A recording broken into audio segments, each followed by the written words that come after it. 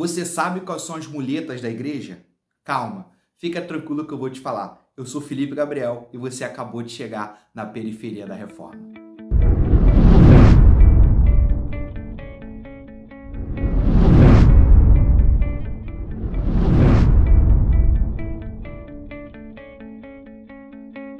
Bom, eu acredito que você, assim como eu, já ouviu várias vezes dizer que a igreja é um tipo de hospital, o que não está totalmente errado. Na verdade, as pessoas chegam na igreja sempre com algum problema, né? Precisando de ajuda, precisando de socorro. Muito comum. O problema é quando a gente chega na igreja precisando de ajuda, precisando de socorro, precisando de uma cura em alguma coisa, e depois que a gente alcança isso, a gente permanece como se fôssemos doentes. É mais ou menos aquilo que Paulo fala sobre precisamos amadurecer, sabe? Vocês já deveriam ser mestres, mas vocês ainda estão tomando leite. É basicamente isso. Então o que a gente vai falar nesse vídeo hoje são sobre algumas muletas que nós criamos dentro da igreja, dentro da nossa comunidade. Antes da gente entrar no assunto propriamente dito, eu quero pedir muito a sua ajuda. O canal está começando agora, então por favor, se inscreve no canal, divulga para os seus amigos, ativa aí as notificações, tá bom? E dá um like aí nesse vídeo aí para poder ajudar a gente, beleza? Então vamos lá. As muletas da igreja nada mais são do que situações que nos deixam de forma cômoda, mas que acabam atrapalhando o nosso desenvolvimento cristão. Eu vou citar nesse vídeo hoje 3 tipos de muletas que a gente pode criar nas nossas igrejas, nas nossas comunidades de fé.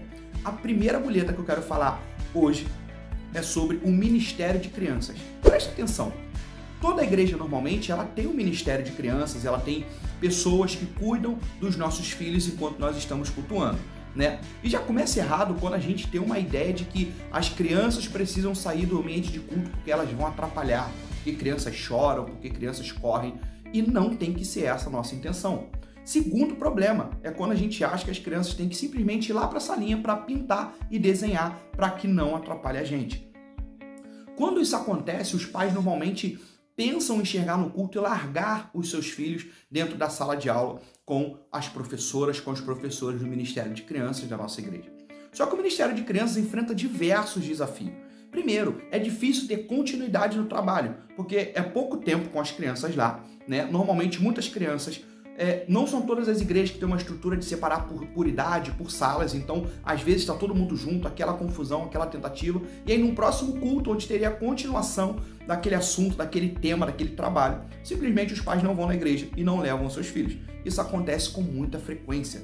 Mas aonde se encaixa essa muleta que a gente vai falar hoje? Na verdade, a muleta é quando os pais, eles esperam que o ministério de crianças da igreja eduque de forma cristã os seus filhos. Ou seja, os pais não leem a Bíblia com seus filhos em casa, os pais não oram com seus filhos e não ensinam os seus filhos a orar.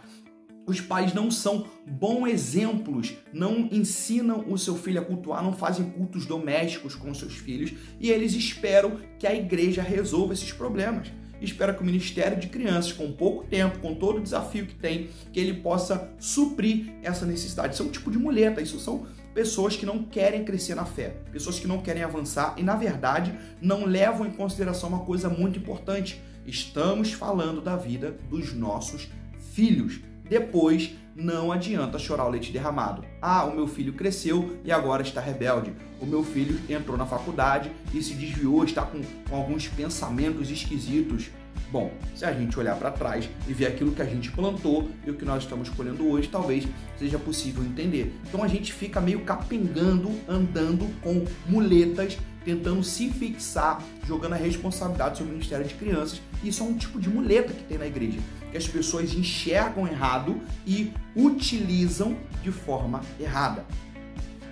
A segunda muleta que a gente vai falar é o Ministério de Oração da igreja. Eu quero deixar claro que eu não sou contra o Ministério de Oração e não sou contra o Ministério de Intercessão, mas a gente tem um problema muito grande. A oração, ela precisa existir na vida de todo crente. Todo cristão precisa orar, todo cristão precisa interceder. O que acontece é que algumas pessoas simplesmente, por saberem que existe um ministério de oração na igreja, ela deixa essa responsabilidade sobre esse grupo. que está na igreja. Normalmente é um grupo muito menor do que a quantidade de membros que tem na igreja, e eles acham assim, essas pessoas, elas vão estar orando por mim, vão orar pela minha família, vão entrar na brecha, então eu posso me dar ao luxo de não orar. Isso é um problema muito sério. O ideal seria que nós não precisássemos ter um ministério específico de oração, mas que todo membro da igreja orasse. Olha como a coisa ia ser diferente se todo membro, ele de verdade orasse. Porque uma coisa que a gente precisa entender é que o que a gente leva para o culto público nada mais é do que aquilo que a gente já faz na nossa casa. Aquilo que a gente pode oferecer no culto público é aquilo que a gente faz no nosso culto doméstico, no nosso culto individual. E pensando nisso, nós vamos falar da terceira muleta, que é o culto público. Pessoas que sabem que no domingo estarão lá ouvindo uma pregação, recebendo uma oração, recebendo uma ministração, não se dão ao trabalho de durante a semana abrir a sua Bíblia, não se dão ao trabalho de durante a semana orar, de louvar a Deus, de cultuar o Senhor durante toda a sua semana. E isso é um problema seríssimo, isso é um problema gravíssimo.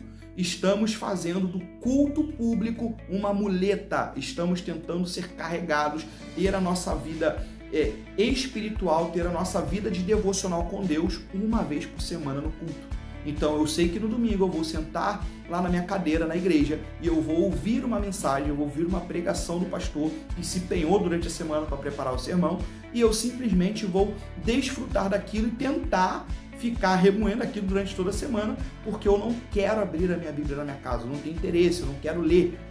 E isso é uma muleta, isso é um problema muito sério. Isso afeta a nossa vida cristã.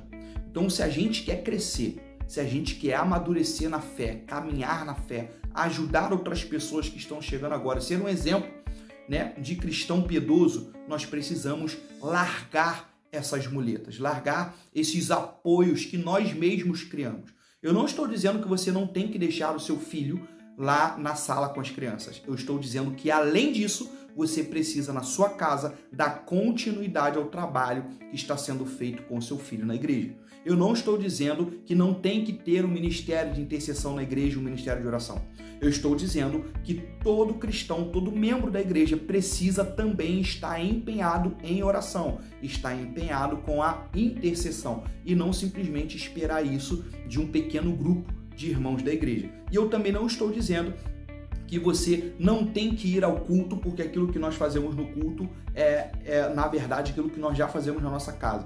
Eu estou dizendo que, além de ir à igreja, além de congregar, além de estar junto, você também precisa fazer isso na sua casa, porque o culto a Deus, ele precisa acontecer todos os dias, tá bom? Eu espero que você tenha gostado e, deixa aqui nos comentários outros tipos de muleta aí que você já viu, que você está pensando, que você já enxergou em outras igrejas que você foi ou onde você congrega. Coloca aqui nos comentários que eu quero ver, beleza? Pessoal, esse foi o nosso vídeo sobre a muleta da igreja. Espero que você tenha gostado. Compartilhe aí com seus amigos, tá bom? E a gente se vê no próximo. Tchau e Deus te abençoe.